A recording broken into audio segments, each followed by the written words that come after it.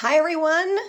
I am Dylan McGee, founder and executive producer of Makers. Welcome to Makers at Home Live.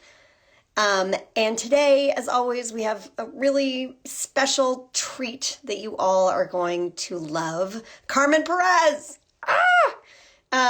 Some of you may know her as the co-chair of the Women's March. She is the CEO and president of the Gathering for Justice. She is a lifelong activist, daughter and granddaughter of farm workers. She is a mom of two little boys. She is a wife. And Carmen, I think you might be a baker, and we're going to find out about that. Anyway, welcome, and let's bring Carmen on. Hi. Hi there. Hi. I don't know if you got to hear my intro, but I do want to kind of start out with, I did a little bit of an Instagram deep dive on you, and I'm not going to, I will say I fell in love with your boys. And I also watched the entire holiday video that you did. That was so cute, and you had a huge spread. I bet you didn't think we were going to be talking about cookies right away, but it was so sweet. And so I want to know, do you have a sweet tooth? Are you a baker at heart? So I grew up baking for the church when I was little. My mom used to take us to church, and on the weekends we used to bake. And I didn't have that gift for a long time until I had my own children. And so my son, in order for me to, entertain him during COVID, I have him helping me out in the kitchen. And so he will, bake with me. He'll get his little chair. He'll stand up on the side where, there's nothing hot. He understands that the oven is hot. He puts on his little mitten, and, I'll give him like dough to play with. Because he wants to put his hands in the dough that I'm making. So we have to cut some for him so that we won't have, messy hands in our stuff. But it only goes so far. He gets involved, but in his own bowl. I have to say, I really love cooking. I was sharing this with a young person yesterday. I was saying, my mom, when I was little, used to be like, ask God for the gift of service. And, I've done, the Women's March. I've organized to stop police brutality, but I didn't understand that. I was like, okay, I have the gift of service, but she really meant like the service to myself and the service to my children and the service to my family. And so it's been, I think a lot of us could relate under COVID. Some of us have taken up cooking more and baking. And that's just something that I really enjoy with my baby. He does such a great job. He's 2.5, about to be 2.5. So he's been in the kitchen with me since, I could carry him on one shoulder. And so he really enjoys it. Well, and I want to hear about, you are the gift of giving. I mean, Carmen Perez, you are just, you have a bleeding heart, and I'm so inspired by everything you've done for decades and decades. And, but I just want to first check in. So you talk about COVID, and you have this big job. You're changing the world for all of us. You're married to what looks like just a wonderful man. And I'm wondering, how are you doing in all this COVID? Like, how are you surviving? I think Mr. Belafonte, who's my mentor, Harry Belafonte, he talks a lot about like, I'm doing better than I deserve. And I feel that's the same way. I've had a lot of loss during this time, and I think it's very unnatural to lose people. But it also reminds me of just the mission and the purpose that I had to be in the world and not really be near my family. I moved away when I was 17 after I lost a sister who was buried on my birthday. And I never imagined coming back. And what really brought me back to California and back home was the fact that I had my own baby. I got married. I don't know. I guess by the time you're my age, things are a lot more clear, because I was like, oh my God, I'm engaged. I'm getting married, I'm pregnant, like I'm about to move cross country. And so that really brought me home. And I think I couldn't have, this couldn't have happened. You know, it kind of was like, for me, the time being home was easier to digest. I had my mom living with me because my niece, she's a essential worker. She's a nurse. And so my mom is older. So I got to spend time with my mom, got to bond with her. And again, like my life has really been about the world. It's been about going out and being in community with the most impacted people that are facing either incarceration, violence, things like that. And so this really brought me home. Having my own child brought me home, and then COVID kept me home. But it's also really hard. I see somebody here, Lucy Ballin, says, don't ever lose. We don't ever lose anybody. We only gain angels. And that is so true. I've gained so many. I've gained about 7 angels. I think the loss for me is not being able to say goodbye. It was just so sudden.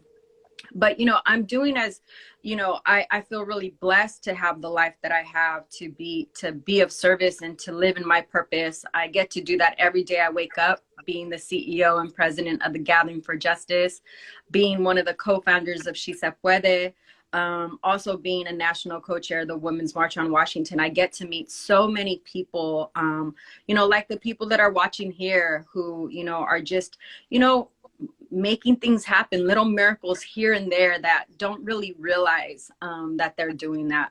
So. Well, let's get into that. Carmen, I want to focus on your work because it's extraordinary what you've done. And again, I feel a little angel theme happening here. And you are an angel who blesses all of us with your generosity. And I'm, when you find a purpose and you're following that purpose, it's amazing what can happen. And you are proof of that. And so I wonder, right now, obviously the Gathering for Justice, you're doing so much important racial justice work, youth and incarceration. And I'm wondering, I want to bring a little bright light to our audience and know, what is it that you feel proud of and excited about right now in your work?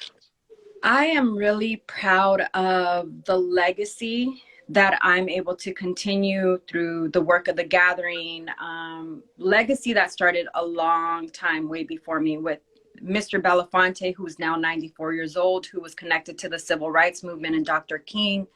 I'm really proud of being intentional of building the beloved community, grounded in the ideology of Dr. King, which is Kingian nonviolence. And I say that lightheartedly, right? Because building the beloved community is no easy task. And also being committed to nonviolence is not the absence of violence, but it's really the presence of love and justice. Yes. And so for me, it's understanding that this is bigger than myself. This is not about Carmen Perez and making a name for myself, but it's also bringing others along. And so something else that I'm really proud of is that the legacy doesn't end with me. It actually continues with the young people. And so as I prepare for whatever journey I'm to take on, whether it's motherhood or whether it's, taking a step back and just taking time for myself. I have 25 years in this field. I know. I think that it's important that I cultivate the leadership of other individuals. Some people that are directly impacted, right? People that are facing incarceration themselves. I don't have to speak for them. What I do feel a responsibility to is to cultivate their leadership, for them to speak for themselves, to feel as though that they are part of the solution, because we know that those that are most harmed are least helped. But there's so many things that I'm proud of, right? So many things that I just feel excited about in this moment. I feel the fact that 7 years ago, when we were talking about stopping police brutality and we were kind of being told to go away because no one thought that was something to discuss, especially it was a little risky. The fact that now so many people are paying attention, and there are so many people that are being activated to fight and be a part of the racial justice movement.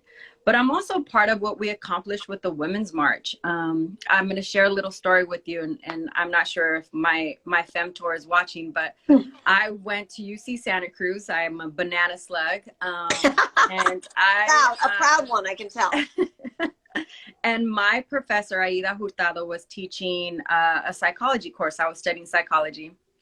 And she was a Chicana feminist. And so she introduced me to Chicana feminism, which was really grounded in intersectional feminism. And so there were a lot of times, because she was Mexican American herself, I'm Chicana as well, I'm Mexican American.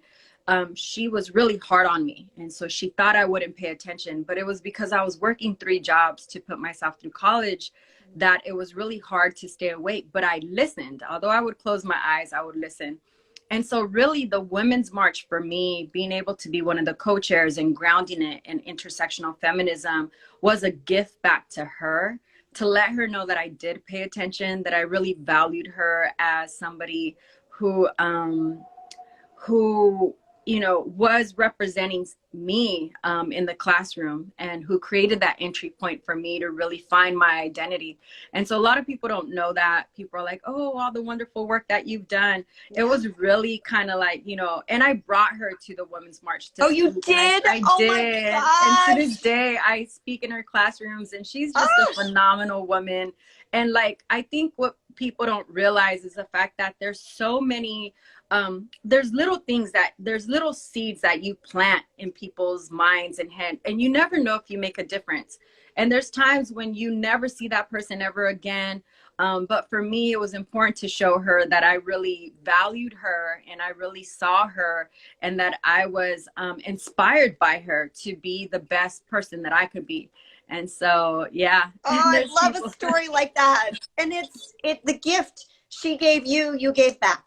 Yeah, it's always about giving back, right? It's not about holding the gifts for ourselves, but it's also making sure that as we receive gifts from others, it's our responsibility to share them with the world. And that's really what my elders have taught me.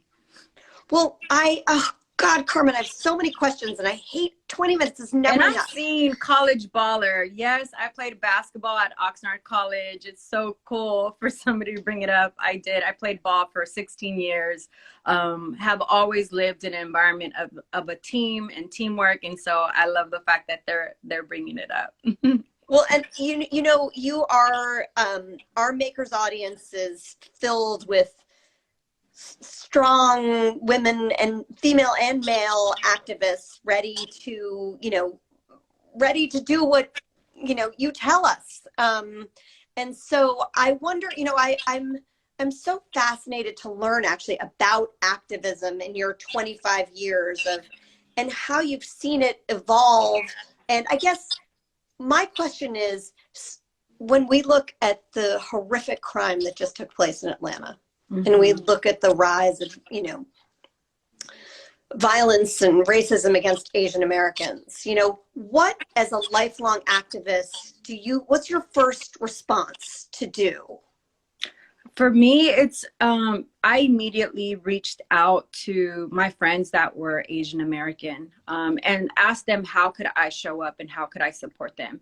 I always feel a responsibility to stand in solidarity, and not just in a way that is a passive solidarity, but even when things like this happen, I tend to want to show up prior, you know, and so I text some of my friends. I actually felt that it meant more for me to call them. I was in the middle of traveling because I'm moving from California, stopped in Oklahoma, and moving to New York right now. So I did have, you know, I had called people because I felt it was important for me to check in on folks. That's the first thing that you could do. Yes. Really, we think that we have, you know, I will share with all of you, I've not always been this woke activist.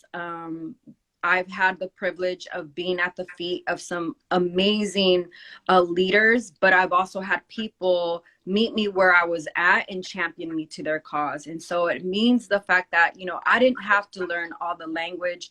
I didn't have to know everything. What I did do is I listened, and I asked people, you know, how do you say this, or what does this mean? You know, how can I show up for you? How can I support you? And I called some of my friends, Greg Sindanya. He's part of the People's Collective. They have forums on Asian racism, him and Candy Cutton. And so they're on Instagram as well as the People's Collective. And so they do phenomenal work. And I just, you know, called and I asked, you know, how can I show up? How can I be there? He directed me to some organizers that were in Atlanta that were doing the work. But it's not just about, you know, when something happens. It's also about how do we change hearts and minds, right? When something happens in our home or somebody says something that's not appropriate, how do we actually invite them into a conversation and have a courageous conversation? The smallest act of kindness actually go a long way, because people don't often know what to do, but you can make a phone call to somebody who you may know who is part of that community. And I just want to dig a little deeper, because it warms my heart that, you know, I think some people think, and all of these things are not wrong. There's no right or wrong, obviously, but I think there's immediate action. Where can I give money? Where can I, you know, get to my local congressperson? And there is that, you forget that first step of just reaching out to the people in your world. And I think a lot of people are scared to do that because they don't know what to say. Yeah. Well, I think for me, the easiest thing is to say, you know, I'm thinking about you. I know that there are some acts of violence against your community. How can I support you? I'm here if you want to talk, right? Or if you just want me to listen.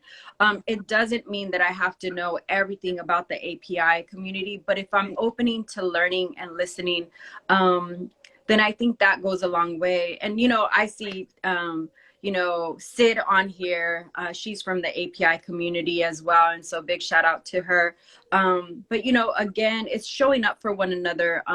It's not making, you know, when I share with people, you know, people will see me as the national co-chair of the Women's March on Washington.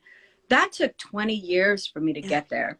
I slept on benches.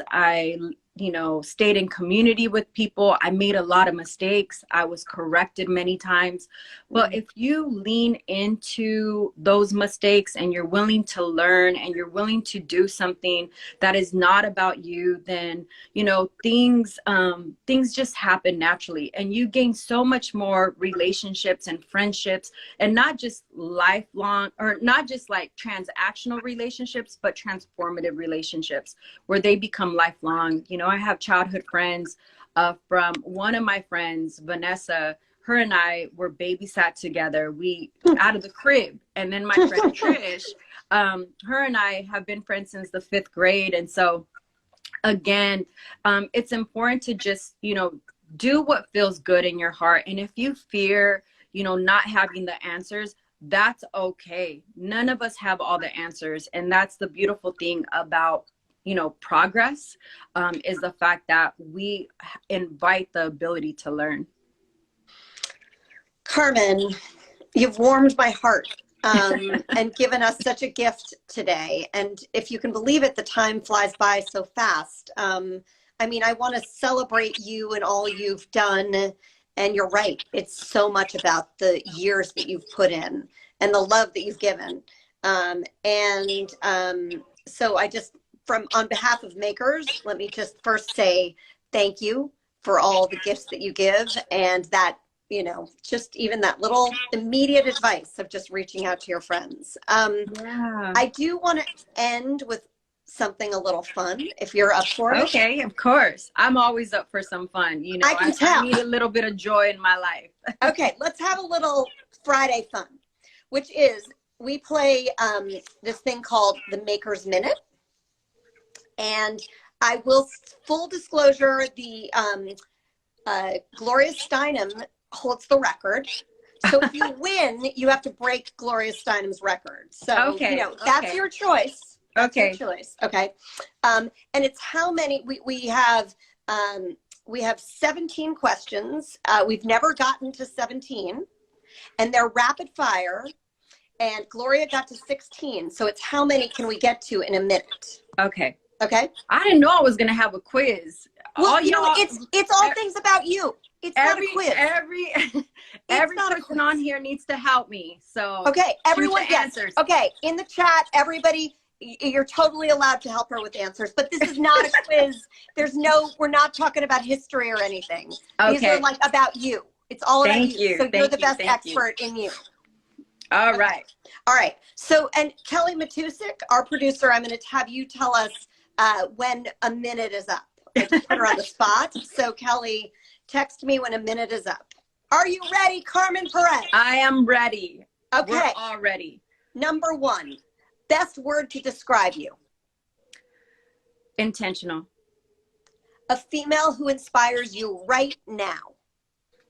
Aida Hurtado. Something that makes you hopeful. The youth. Something that pisses you off. When people hurt each other. Call out culture. Call out culture. Yes. Oh, I want to talk about that. Okay, but I don't want to eat up your time. Something you're afraid of. Heights. If you could be any other woman on earth, alive or dead, for one day, who would it be? Oh, my mother. Oh. Something you wish you did more often. Dance. Something you wish you did less often. Work. Something you've never tried but would like to. Dance with both my children. If you could change one thing for the next generation of women, what would it be? I would change patriarchy. Stop it. Eliminate it. And on that note, eliminate patriarchy. Carmen Perez, you get to keep Gloria Steinem, and I know you did it on purpose as the record, but boy, are you close. Yay! Yay! Everyone's a winner in Maker's Minute. Everyone, I'm so happy, and it's so good to see so many of my friends on here supporting me. I really appreciate all of you showing up, and I really love and thank you all, and thank you so much, Dylan, for having me on, and Makers Women. This has been such a joy for my Friday evening. Likewise, I'm sending you a big virtual hug, and know that Makers is always here supporting you in everything you do. Thank you so much. Thank you, everyone. Bye. Bye, everyone. Thank you.